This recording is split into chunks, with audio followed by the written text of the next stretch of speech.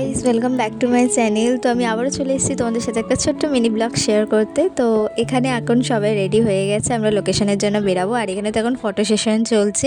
তার আগে আমরা নিচে যাবো ব্রেকফাস্ট করতে। তো চলো সবাই মিলে চলে এসেছি এখানে ব্রেকফাস্ট করতে। তো ব্রেকফাস্টে কী ছিল চলো তোমাদেরকে দেখাই। ব্রেকফাস্টে ছিল হচ্ছে লুচি আর ছিল ছোলার ডাল। ব্রেকফাস্ট কমপ্লিট করে আমরা বেরিয়ে গেছি আমাদের ফার্স্ট লোকেশন। এটা হচ্ছে একটা ইনস্টিটিউট। চলো ভেতরে গিয়ে তোমাদের ভিউটা আমি দেখাই।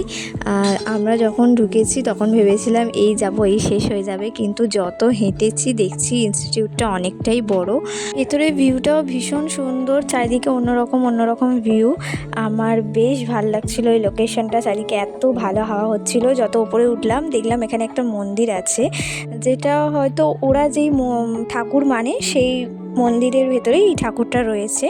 তো আমি ভেতরে যাইনি, ওখানে আমরা দাঁড়িয়ে থাকতে এই জিনিসটা দেখতে পেয়েছি। দেখো তোমরা কি সুন্দর মেঘগুলো যাচ্ছে।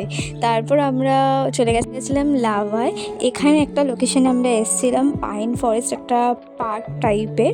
তো চলো ভেতরে গিয়ে তোমাদের ভিউটা দেখাবো।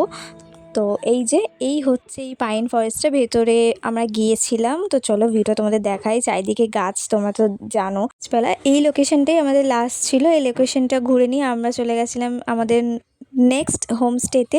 ওখানে গিয়ে আমরা দুপুরে লাঞ্চটাও সেরে নিয়েছিলাম। তারপর বিকেলে আমাদের স্ন্যাক্সে ছিল চিকেন পকোড়া আর টমেটো সস। আর তারপরে রাতে আমরা ডিনার করেছিলাম। এখনের জন্য টাটা।